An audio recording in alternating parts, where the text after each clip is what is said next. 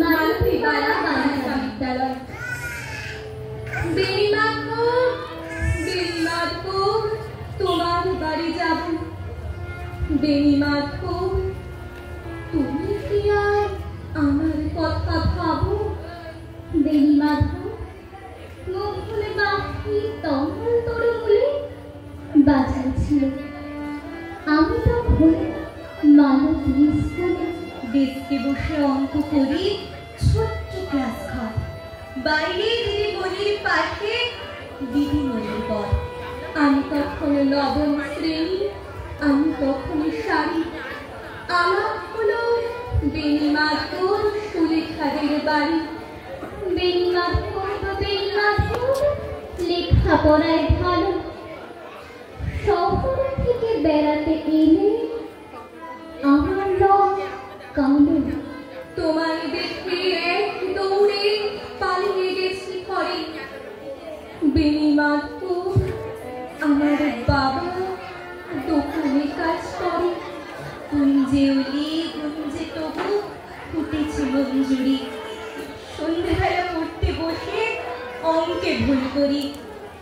আমি তখন নবম শ্রেণী, আমি তখন 16।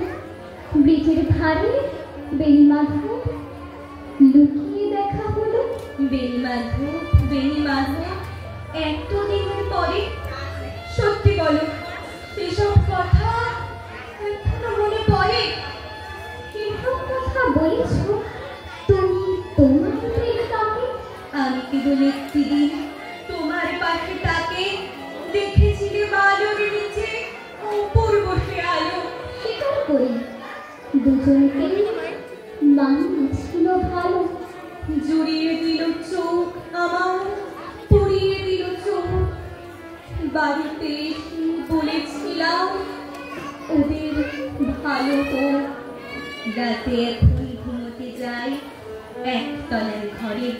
মেঝের ওপরে বিছানা পাতা, জ্যোৎস্না এসে পড়ে।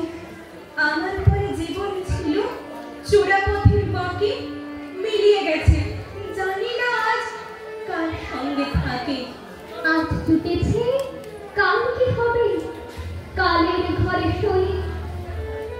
আমি এখন এই পাড়ায় সেলাই দিদিমণি। তবু আগুন বেণীমাধব, আগুন জ্বলে কই? কেমন হবে আমিও যদি নষ্ট মেয়ে হই? তবু আগুন বেণীমাধব, আগুন জ্বলে কই? কেমন হবে আমিও যদি নষ্ট